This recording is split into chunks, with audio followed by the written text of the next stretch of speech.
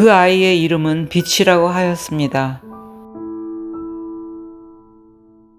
진주, 수정 같은 이름처럼 어여쁜 그 여자 아기의 이름을 빛이라고 지었다고 하였습니다.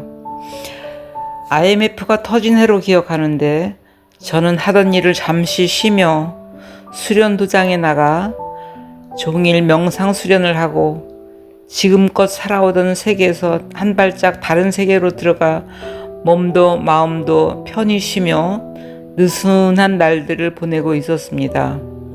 어느 날 다니던 성당의 구역장인 대녀가 무료 가정분만을 의뢰하였습니다. 중국에서 온 교포 부부인데 남편이 한국에 와서 목사가 되기 위해 신학대학에 입학하자 뒷바라지를 위해 부인이 밀항선을 타고 한국에 들어와 방을 얻어 함께 살고 있다고, 부인은 식당에서 설거지하며 남편 뒷바라지를 하고 있는데 아이가 생겨 완전 난감해졌다는 것입니다. 의료보험증이 없었고 일반으로 병원 분만비를 내기에는 너무 부담되니 무료로 가정분만을 해줄 수 없겠느냐는 것이었습니다.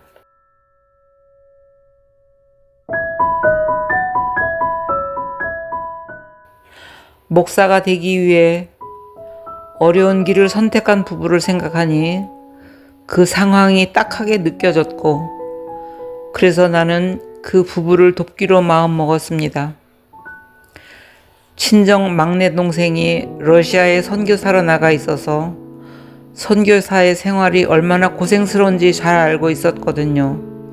산모를 꼼꼼히 진료해보니 다행히도 특별한 이상이 없었고, 그래서 무료 가정분만을 수락하였습니다. 그때는 핸드폰이 없던 시절이라 집 전화와 함께 내가 갈만한 곳 전화번호를 모두 일러주고 진통이 오면 연락하라고 하였습니다.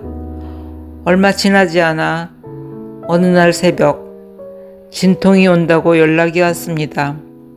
부랴부랴 달려가 진찰을 해보니 그날 중으로 아기가 나올 것 같았습니다. 같은 동네 사람이었으므로 다시 집으로 돌아와 도시락을 싸서 딸 아이를 학교에 보내고 분만 도구를 소독하는 등 이것저것을 챙겨 대녀와 함께 다시 그 집으로 갔습니다. 조용히 진통하며 알려주는 대로 호흡을 하며 서너 시간 만에 순조롭게 산문이 열려 얼마 후 아기가 세상에 나왔습니다.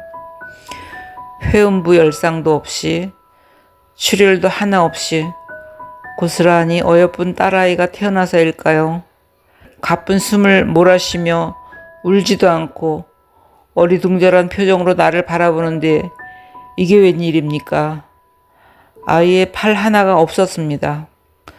소세지 묶은 것처럼 왼팔이 어깨에서부터 아예 없는 것이었습니다.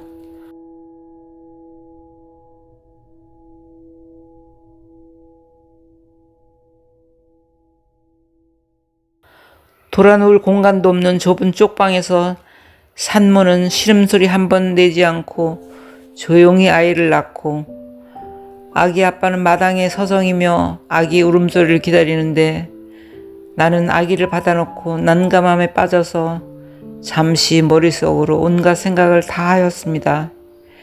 탯줄을 자르고 목욕시켜서 엄마 젖을 물려주어야 하는데 아주 작은 방이어서 엄마는 다 보일 텐데 이걸 어떻게 설명해야 하나 도무지 생각이 나지 않았습니다.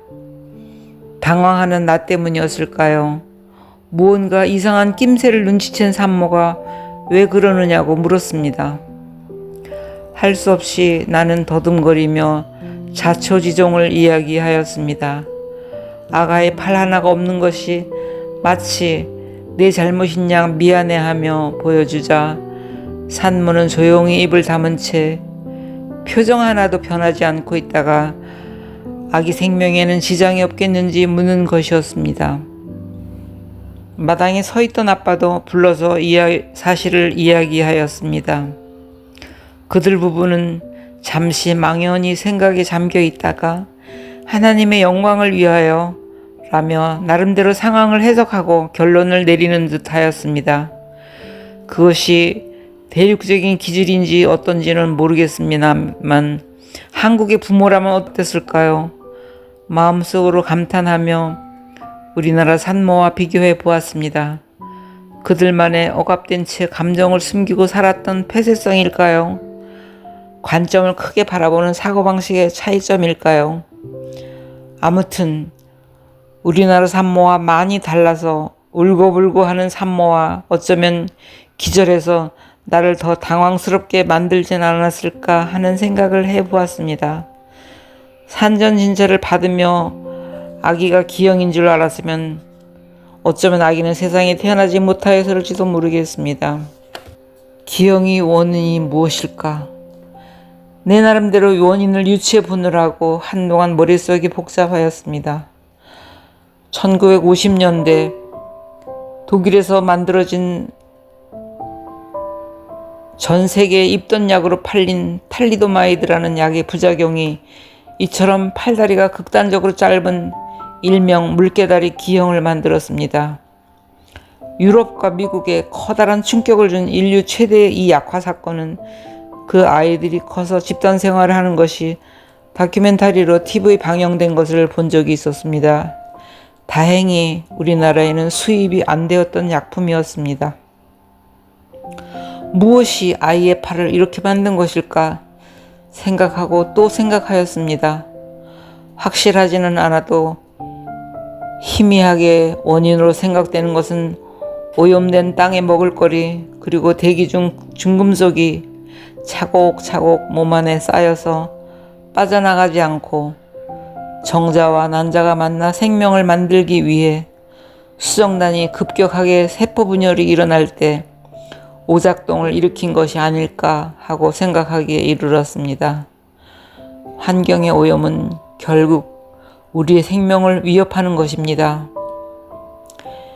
이즈음 늘어나는 생식기의 기형이나 이상 불임 문제 역시 우리의 환경에서부터 되짚어 보아야 하지 않을까 하고 문제 제기해 봅니다.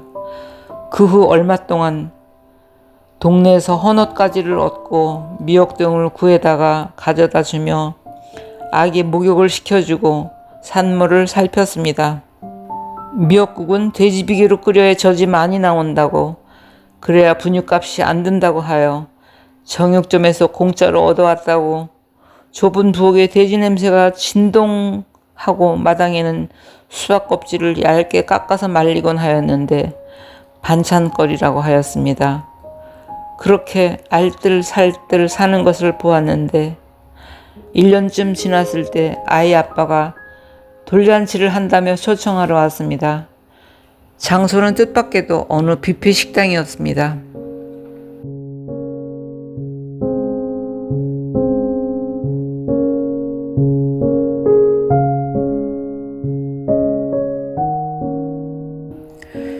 교회의 교육전도사로 일하는 것이 어떤 생활인지 동생을 보며 익히 알고 있던 나는 너무 쉽게 자본주의에 물들어버린 한 사람을 보는 것 같아 마음이 씁쓸하였습니다. 아이 아빠는 몇 년 뒤 목사 안수를 받고 인천에서 일하며 아이를 한 명 더 낳아서 귀국하였다는 소리를 들었습니다.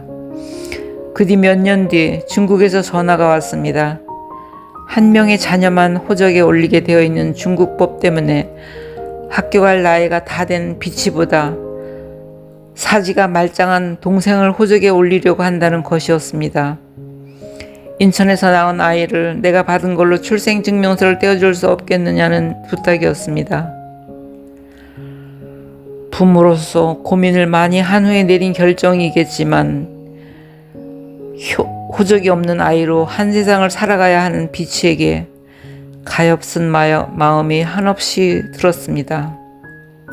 부탁을 들어주고 싶었지만 사정상 그 부탁을 들어주지 못했고 나는 늘 마음 한구석에 미안함이 있었습니다. 그런데 얼마 전 뉴스에서 이제 중국의 한자녀법이 없어졌다는 소식을 듣자 성년이 되어 있을 비치 생각이 났습니다. 비치가 호적이 있든 없든 교육을 받았든 안 받았든 간에 빛의 마음속에 작은 즐거움과 행복함을 간직한 따뜻한 사람으로 하나님의 영광을 위해 살아가기를 축복해 봅니다.